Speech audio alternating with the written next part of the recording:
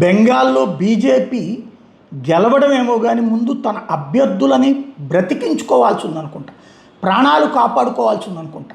సరిహద్దులు దాటి వచ్చినటువంటి క్రూరులు, లోకల్గా ఉన్నటువంటి రాక్షసులు జతకట్టి చేస్తున్న అరాచకంలో కేంద్ర పాలన పెట్టలేరు, వాళ్ళ ప్రాణాలు తీయలేరు. చట్టాన్ని, వ్యవస్థని సక్రమంగా సెట్ చేసేదాకా పరిస్థితి దుర్మార్గంగా ఉంటుందనడానికి సాక్ష్యం బీజేపీ లీడర్ రాయ్ దిఘి అసెంబ్లీ కాన్స్టిట్యున్సీకి సంబంధించినటువంటి బీజేపీ లీడరు సౌత్ 24 పరగనాలో దారుణమైనటువంటి హత్యకు గురయ్యాడు.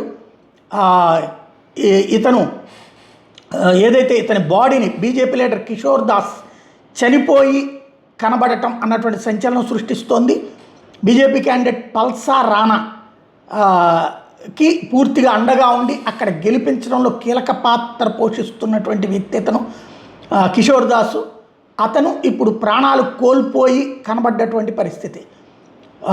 వెతికి మరీ చంపారు, అతని నోటిని చీల్చి హత్య చేశారన్నటువంటిది తాజాగా పోలీసులు ప్రాథమికంగా అబ్జర్వ్ చేసినటువంటిది. ఈ ఘాతుకానికి పాల్పడ్డ వాళ్ళు ఎవరన్నది తేలకుండా ఉంది.